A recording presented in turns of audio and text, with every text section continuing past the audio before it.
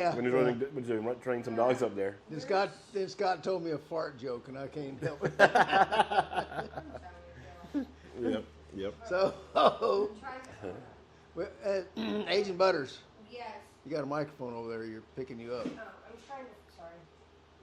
So she just got to get in the scene, doesn't she, Scott? Has to be in the scene. Hot So dang. all you that asked last week, I do have hair. Yes. This is the last time you're going to see it. There we go. Get that out of the way. I had to. Okay. Well, we're waiting for people to show up, so we're ad-libbing. You know how we do for you folks that are going to watch this later. Mm-hmm. You got to bear with us for the first couple of minutes till someone gets on here. I can tell you we're gonna delve into things that have never before been seen about protection dogs. Is that accurate, Scott? I would say so. For the most part, from what I've seen, you're absolutely correct. And this is a man who spends most of his days perusing the internet and social media looking for everything dog. Absolutely. And so if he ain't seen it, I've seen a lot of things, but a lot of things that we do at Capel Canine, I don't see out there. It's a lot of sloppy things they do. And I'm going back to, we're talking about handlers tonight. yeah, And the things how people handle dogs in protection training or in real life situations with their dogs. It's get them hurt, get somebody hurt, yeah. get a dog hurt, you know. And there's, one of the, we're going to start with some basics here. There's a whole lot of 105-pound ladies out there that are getting 110-pound dogs to protect them. Yep. And you're at a sport dog trainer's place when you go there and they say back tie your dog, to this object or you bump or whatever, and they tell you to get to the side and they'll work your dog. Because on the street, if you're attacked and you're leaning on your dog for security, he's leaning on you for direction. Plain and simple. He knows what you've told him to do, but you have to make the decisions as to when that needs to be done. And if you don't know how to do that, you can get him and you hurt. Going back to back tying, we have some customers now that have little ladies with real big dogs, and we're in the process of showing them how to handle their dog, and it starts on the back tie. They're with the dog, but they're leashed to the dog, and they're in their stance position, and it comes to a point where the way we lead the decoys in, that they're holding the dogs and they don't even know it, build a confidence Right. for the positioning. It's almost it's a two-way street, Yeah, yeah. So There's there's nothing wrong with back tying, but it's not the end all solve all everything. Exactly. It's like a starting step That's right. to create a great handler. It's a safety precaution for a new handler who may not be able to handle a really big dog. And a safety precaution for the agitator that's getting the bites too. Right. Yeah. But there's a right and a wrong way to hold a leash. Thank you, Agent Butters. There's a right and a wrong way to hold your leash, and if I've had 90-pound ladies out here with 160-pound Caucasian shepherds, and they can hold those dogs if they know the right way to do it. Mm-hmm. And that's where we're going to try to go for this week and next week. We want to educate some of the handlers on never before seen things about how you can use your dog to keep you and your dog safe in real life. So without further ado, we're going to go into first how you hold your leash. There is a specific way that's more effective. Mr. Sinclair, would you do the honors, please? Sure will. So first off, we always use a leather leash, always. The reason for that's real simple. Everybody who's got a nylon leash probably ends up, of course, if you're going to some place where they're back tying your dog, you don't care. But if you're going to a place that's where you're handling your dog, you need a leather leash, because when that dog hits the end of that leash, zip, and that leash zips through your hand. Good old rope burn. Yep. Cook your skin. Cook your skin. Yep. Exactly. So we use leather for that, and there's a second reason for using leather. When a dog hits the end of a nylon leash, bam, there's no give whatsoever. And in the real life, we don't want them hitting into that leash thinking they're getting corrected. With leather, there's a little bit of give every time, and it makes that initial a little bit easier on your dog's neck. So we're going to use leather. First thing we're going to remember is there's a loop on that leash for a reason. And the reason is real simple. It goes around your hand, into your hand. Whoops, there you go. Mm-hmm. Then you're going to lead it out through your thumb. Remember this. When you're training or working your dogs, when you're in obedience mode, the leash comes out your little finger. So you'd hold it like this and you'd go pop, pop, for instance, for a sit. When you're in a protection situation, you want both hands with the leash coming out past the thumbs. So you can see how Scott has his anchor hand, and that's what that is. That's the anchor arm. The leash is coming out the thumb. This is your guide hand. We'll show you the differences in a minute. The leash is still coming out his thumb, and what he's going to do is he's going to take his elbows, his anchor elbow, plant it against his body. He's going to, if you're really small, you can put it behind you. See me? If you're the average size man, you can just lock your elbow into your side.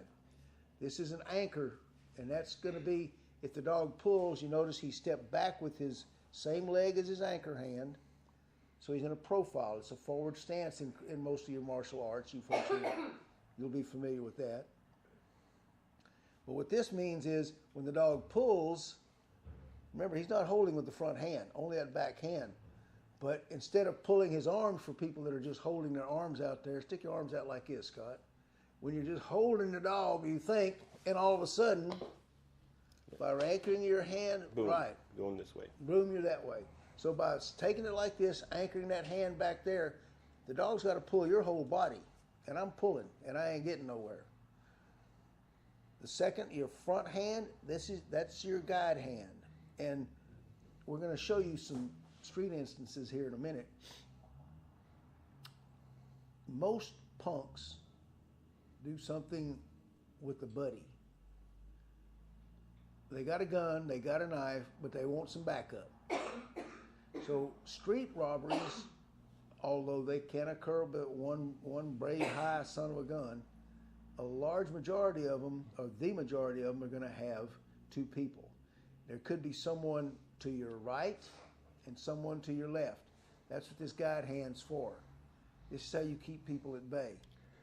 And if you're tying back here and you're holding here, this hand should never close again on this leash. It's open, cupped in, and you're just walking that dog where you want him to go. Always, you notice the leash is always taut. There's never any slack in the leash. Because the dog can't feel you, then we'll probably lose concentration. And what am I supposed to do now in tense situations? It's always like in fishing, keep a taut line all the time. Yeah, and remember that old law of physics, for every action there's an equal and opposite reaction. So when you got that leash taut and pulling back on your dog a little bit, it tends to drive him further forward. When you pull him back, he wants to go this way more. So that tight leash tells him you're there, you're his backup, you're still a team, and it also drives him to go further forward. So that's your basic fundamental. You've got to handle your leash in this manner if you're going to be successful in the street. Now, we're going to show in a few minutes the difference in handling this way if you're attacked by multiple attackers, right?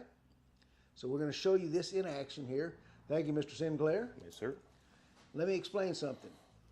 This is the most important thing that I don't think may have never been said before in public. If you've got your dog as your security system, you have probably the most powerful weapon that there is, more powerful than, well, maybe not an AR-15, but anything this side of an AR-15, your dog is more powerful, right? I agree. You have a psychological impact that they make immediately. You have a physical impact they're capable of making. And there's one drawback. If that one security system of yours is your dog, that means you have the most powerful weapon in the world, but you only have one bullet. So the last thing you want to do, and I know everybody, when you're going to a lot of places that think they're training dogs, is send my dog, watch him bite. Send my dog, watch him bite. Send my dog, watch him bite. What do you do if there's two attackers, which, if you're on the street and it's a common street robbery, is quite likely? If you're in your home and there's a home invasion, it's even more likely because no one kicks in a door by himself. So, how do you handle your dog in such a situation with multiple attackers? Let's take a look and see.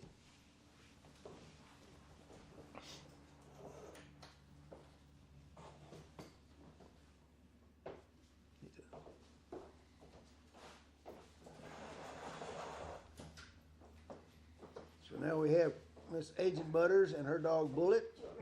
She's already alerted her dog. That's a science in itself that we'll explain in next week's. There we go. We'll explain that in next week's show. But right now, she's already alerted him. He knows there's a threat. Hold on, Carol Ann. He knows there's a threat. The dog has gone out. Remember, it's that psychological thing.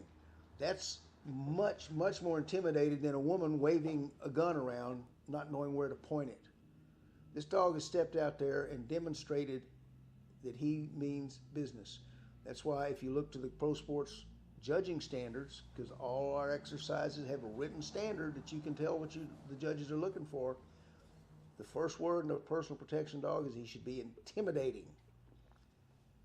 Let me tell you something for sure, that's intimidating. That was pretty intimidating. Also, notice Carrie's stance. She's parallel, she's straight. The leash is at the perfect angle. She's holding the leash right. She's locked in. Weight on her back foot. It's basically perfect stance right there. Now, there's the tree. Oh, the tree. Oh, the tree. Yeah. Notice that tree behind Carrie right now at the beginning of this exercise. And then we're going to check out the tree in comparison to Carrie at the end of the exercise. Because this is two people that could be attacking her. And I know I've seen a lot of the sport trials that people have at their clubs, and they're great, but they have this thing where people walk around in a circle, which in protection training, you want to remember one thing. You're always moving in nothing but straight lines. And I'll explain that as soon as we're through with watching this.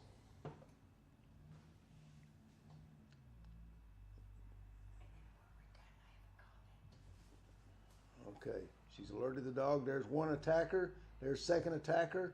He's going for me. Now he's trying back and see. This is where she's using her guide hand. This one came in close. Now the other one's coming in, and this is what we're training our dogs to do. Now, this one comes in to make the attack, and the dog goes right back. Now notice that tree that she was standing in front of, where it was to her a few minutes ago. Let's play it again. Now I want you to watch Carrie. As these people are approaching her, you see her moving back? See her stepping back? She's always moving back. The reason is, if you stand in one spot, someone might come around beside you. You've got to turn and face them. And when you turn and face one to your left, the one on your right comes after you. So when approached by an attacker, 1 or 2 or 10, you go right back, straight lines, stepping backwards, maintaining consistent tension on your leash so your dog knows you're there with him. And every time you drag him back away from what he wants, he's going to want even harder and more desire to go get it, which is going to make him totally aggressive. Now we had to let him know we were there. Same thing would happen if the attacker were to get to you and you screamed, that's what would happen. But you see now how far she's backed up? By maintaining that line straight backwards, she kept her assailants in front of her. And as long as they were in front of her, she could guide her dog. And since this dog is not just biting and sucking on a suit or a sleeve, she can maneuver him from right to left to keep both attackers back. And one of these days I'll show you all proof, but when a dog like this latches on to you the way this dog latches on, you lose the use of one hand. Also, the dog knows its range. When the leash is taut the way it is, and the way she sets back, and as soon as we're crowding in, she keeps the dog knows its radius. That's true. And she keeps the line taut.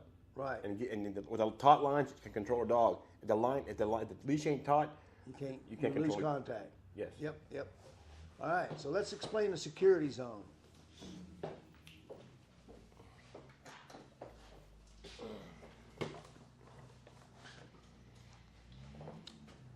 So you saw how she moved back and back and back. This is the foundation. The first thing you look to is learn how to handle your dog with your leash held properly. You're going to get, this is a 6-foot leash. By the time you stick your hand in it, pull your hand back, it's going to be 4.5 to 5 feet. Your dog is going to have it on his on his collar up there. His head's going to be sticking out a foot. So you can say, whoops. Sorry. You can say right there where you see Scott's hand, this leash, this is your security zone. This is too far for anyone to take a swing at you and hit you. If there's 2 or 3 and one wanted to reach over and grab you, they could not do it.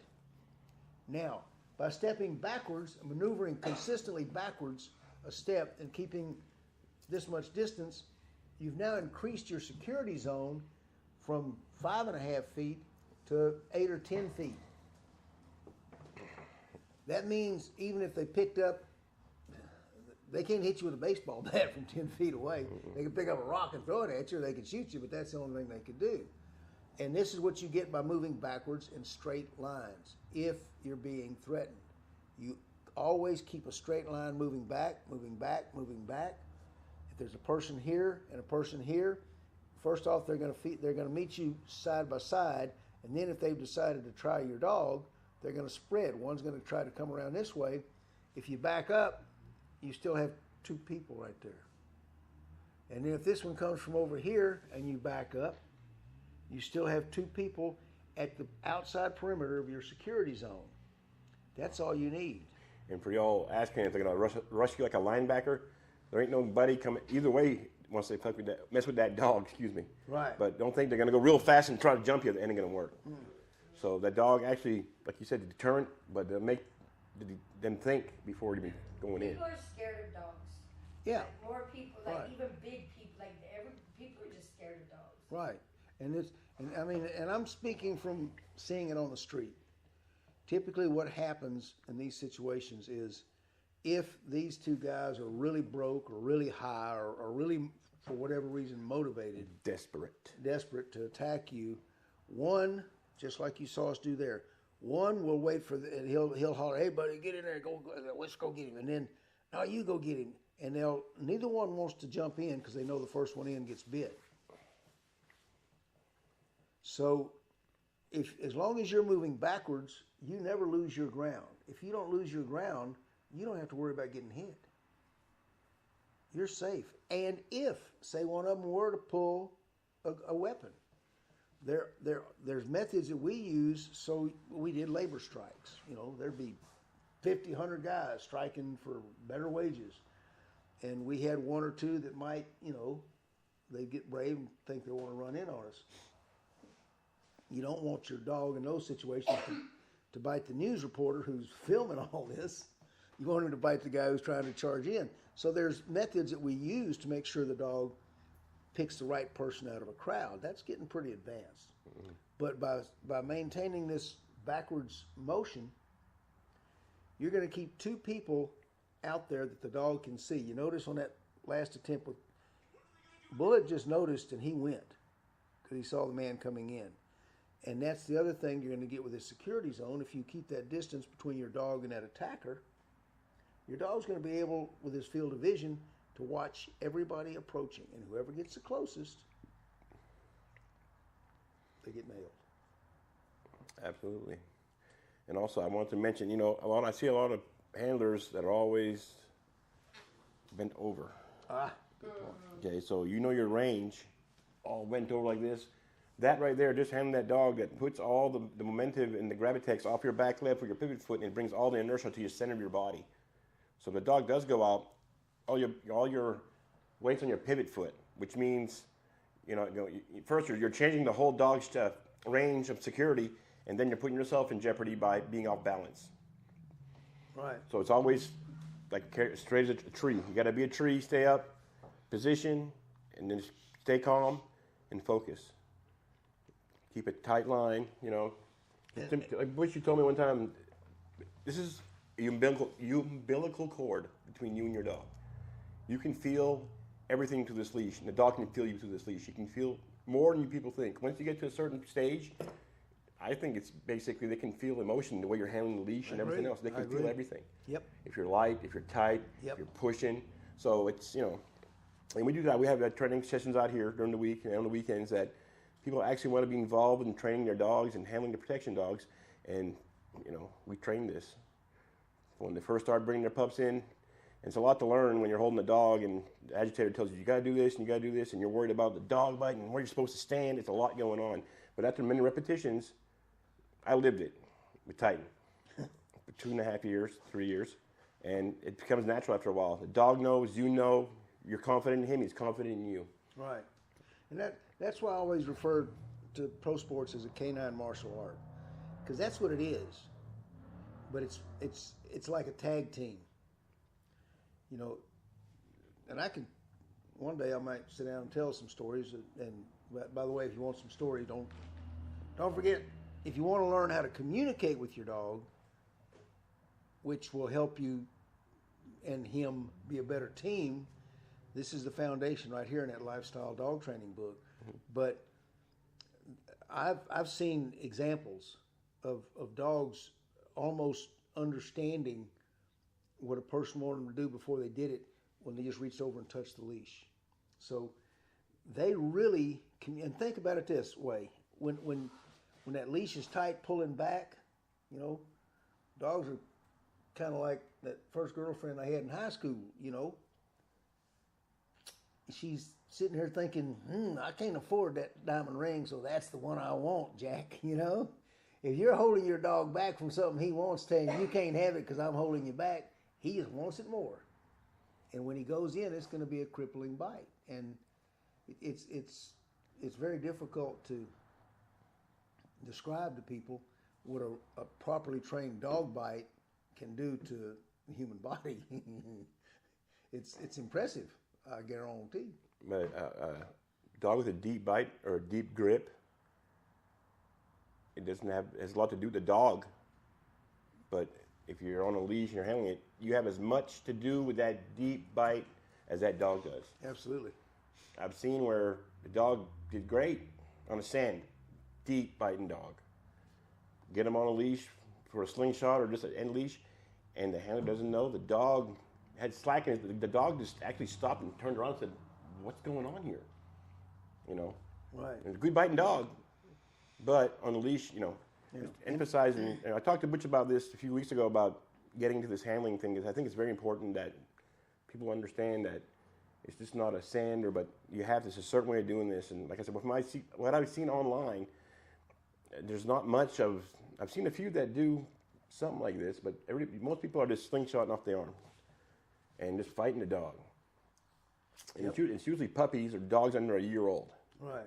Yeah. The bigger dogs, I don't see very much leash work with them. And if they're doing this with the dog, that dog ain't trying real hard. Yeah. I can guarantee you that. But so right now, I didn't know this, but carjackings are through the roof. So we're going to do something on carjackings next week. Real carjackings, not what you want for points in your sport, but what you want to be able to keep your car, especially through the holidays, Christmas season, which is when it peaks. Yeah. But you also got, in this situation, your doorbell rings at 10 o'clock at night, and your dog's acting suspicious about what's out there. Put him on a leash. Because remember, once that bullet's fired from your gun, it's fired. Now, if you've trained the way we do, you can call your dog back and forth to different attackers. But if you open that door and they kick it in and your dog's not on leash, he could mistakenly go and nail somebody who could then reach over and grab his collar, pick him up, and choke him.